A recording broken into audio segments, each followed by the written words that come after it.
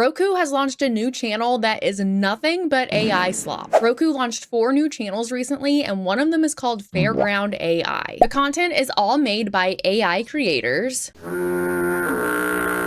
and all of those creators work for Fairground Entertainment, which is a totally 100% AI studio. The CEO of Fairground Entertainment said that their goal is to, quote, create gorgeous things that's higher quality than the kind of AI videos you're used to seeing online. I'm not really sure how you make AI videos gorgeous or high quality personally. I mean, just look at this. This is one of the videos from that channel, the Fairgrounds AI channel on Roku. This is supposedly a medieval drama, and this video was posted by someone on Twitter. Here's another one for your viewing pleasure. Oh, and also there's ads on the channel, and the ads are also AI. There's legit not a single real thing on this channel anywhere. There's no real actors, there's no real objects, there's no real scenery. All of it is AI. Nothing is real. A lot of people, including myself, find this disgusting and have no interest in watching any of this. But other people are saying, well, this is the future, you should get used to it now. On that note, Fox Entertainment recently purchased Roku for $22 billion. I did not know this until I started making this video. And Fox recently joined the, I have to look over here to make sure I get the name right because it's really long, the Alliance of Responsible Innovation in the Arts and Media. And they advocate for, quote, responsible and sustainable AI development that supports human creativity and protects consumers. I thought at first this sounded kind of anti-AI and I was excited, but I think I'm kind of wrong. Apparently, they don't want to discredit AI completely. They want to use AI thoughtfully because they want to thoughtfully integrate it into creative industries. But they also want to address the legal and ethical concerns that are brought about by AI. They want to use AI in entertainment, but they want to make sure they're doing it right. So do you think that that means AI entertainment is going to become the norm? Or do you think that sort of stuff is going to protect us from this garbage like this Roku AI channel? Let me know what you think in the comments.